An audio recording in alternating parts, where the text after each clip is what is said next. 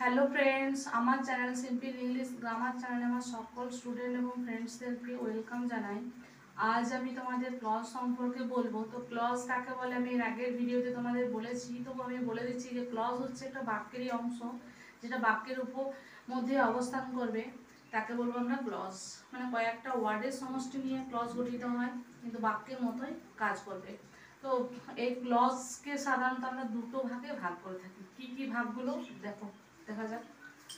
তো ক্লজকে সাধারণত দুটো ভাগে ভাগ করি। কি কি ক্লজ? না মেইন ক্লজ,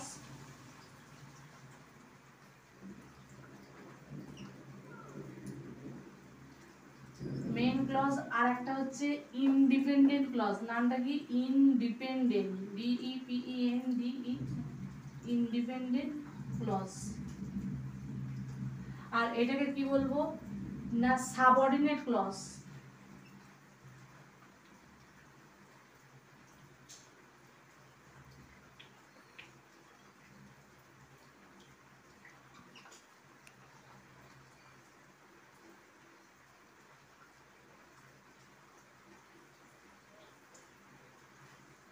তাহলে আমরা ক্লজকে কি না দুটো ভাগে ভাগ করেছি। দেখো কি কি? না মেইন ক্লজ বা ইন্ডিপেন্ডেন্ট ক্লজ, আর দ্বিতীয় হচ্ছে সাবঅর্ডিনেট ক্লজ বা ডিপেন্ডেন্ট ক্লজ। তো কাকে বলে মেইন ক্লজ, কাকে বলে বা ইন্ডিপেন্ডেন্ট ক্লজ কাকে বলে? না মেইন ক্লজ কাকে বলে? না যে ক্লজ বা যে বাক্য অন্য বাক্যের উপরে নির্ভর করে না, যে বাক্য অন্য বাক্যের উপরে নির্ভর করে না, তাকে বলবো কি মেইন ক্লজ বা ইন্ডিপেন্ডেন্ট ক্লজ। আর এখানে সাবঅর্ডিনেট ক্লজ মানে ডিপেন্ডেন্ট ক্লজ কোনটা? তার উল্টোটা, মানে যে বাক্যটা অন্য কোনো বাক্যের উপরে নির্ভর করবে তাকে বলবো, মানে নিজের বাক্যের যে অর্থ সেটা নিজে পরিস্ফুট করতে পারবে না, অন্য বাক্যের উপর নির্ভরশীল হবে, সেটাকে বলবো সাবঅর্ডিনেট ক্লজ বা ডিপেন্ডেন্ট ক্লজ। তো আমি দেখো এখানে কতগুলো বাক্য লিখছি, তোমাদেরকে বোঝাবো যে কোনগুলো মেইন ক্লজ বা কোনগুলো সাবঅর্ডিনেট ক্লজ। দেখো দেখা যাক। প্রথমে 1 নাম্বার লিখছি, দেখো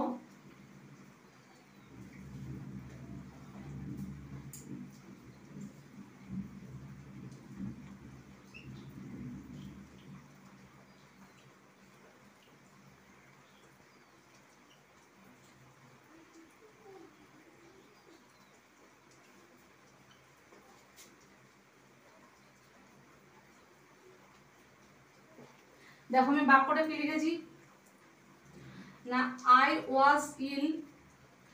I was ill মানে আমি ছিলাম অসুস্থ, so I cannot go to picnic, তাই তো? মানে তাই আমি পিকনিকে যেতে পারিনি। I wa- I I am so ill, I am ill মানে আমি হই অসুস্থ, so I cannot go to picnic, তাই তো? তাহলে এই আমি হই অসুস্থ মানে এটাকে কি বলবো? আমি হই অসুস্থ, এটাকে বলবো মেইন ক্লজ।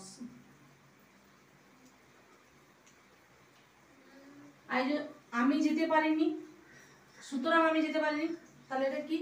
না এই বাক্যটা কেন যেতে পারিনি? না আমি অসুস্থ। তাহলে এই যে বাক্যটা আমার দ্বিতীয় বাক্যটা, এটা প্রথম সেন্টেন্স আর এটা হচ্ছে দ্বিতীয়, তাই তো? তাহলে এই বাক্যটা কার উপরে নির্ভরশীল? এই বাক্যের উপর। তাহলে এটাকে কি বলবো? সাবঅর্ডিনেট ক্লজ বা ডিপেন্ডেন্ট ক্লজও বলা হয়। সাবঅর্ডিনেট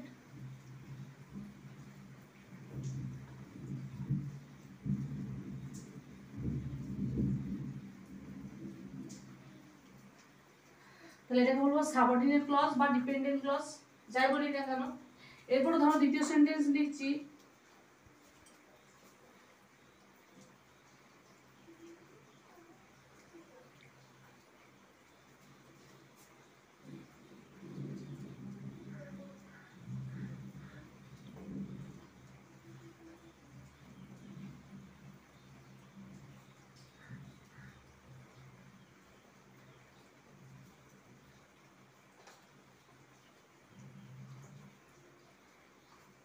দেখো আমি এখানে কয়েকটা ছোট ছোট বাক্য লেখাচ্ছি, দিয়ে তোমাদের বোঝাচ্ছি যে মাই ফ্রেন্ড কামস মানে আমার বন্ধু আসে, ইফ আই গো মানে যদি আমি যাই।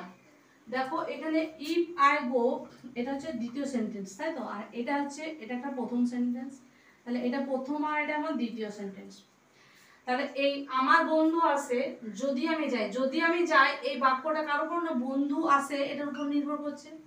তাহলে এই বাক্যটাকে কি বলবো, মেন ক্লজ বা ইন্ডিপেন্ডেন্ট ক্লজ, বা এটাকে প্রিন্সিপাল ক্লজও বলে অনেকে। মেন ক্লজ বলবো এটাকে। আর এই বাক্যটাকে কি বলবো, subordinate clause.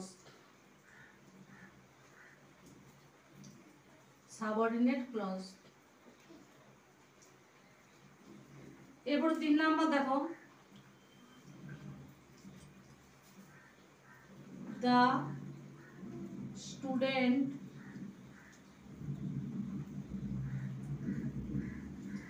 are noising when the teacher entered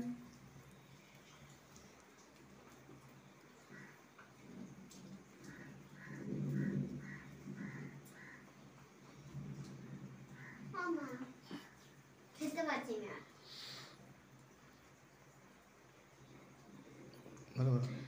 তো এরপর বাক্যটা কি আছে, the student are noising when the teacher entered the classroom, তাই তো? তাহলে তো student, the student are noising, এটা হচ্ছে কি মানে ছাত্ররা চিৎকার করছিল। এই বাক্যটা আমরা কি বলবো না, মেন ক্লজ। আর এই যে when the teacher, এই যে এখান থেকে বাক্যটা যে দ্বিতীয় সেন্টেন্সটা শুরু হয়েছে, এই বাক্যটাকে আমরা বলবো কি, সাবঅর্ডিনেট ক্লজ বা ডিপেন্ডেন্ট ক্লজ। তো আশা করছি এই ভিডিওটার মাধ্যমে তোমাদের ক্লজ সম্পর্কে যে ধারণা সেটা আমি আশা করি দূর করতে পেরেছি। তো পরবর্তী এই ভিডিওতে দেখা হচ্ছে নতুন একটা কোনো চমক নিয়ে। ততক্ষণ তোমরা ভালো থেকো, সুস্থ থেকো।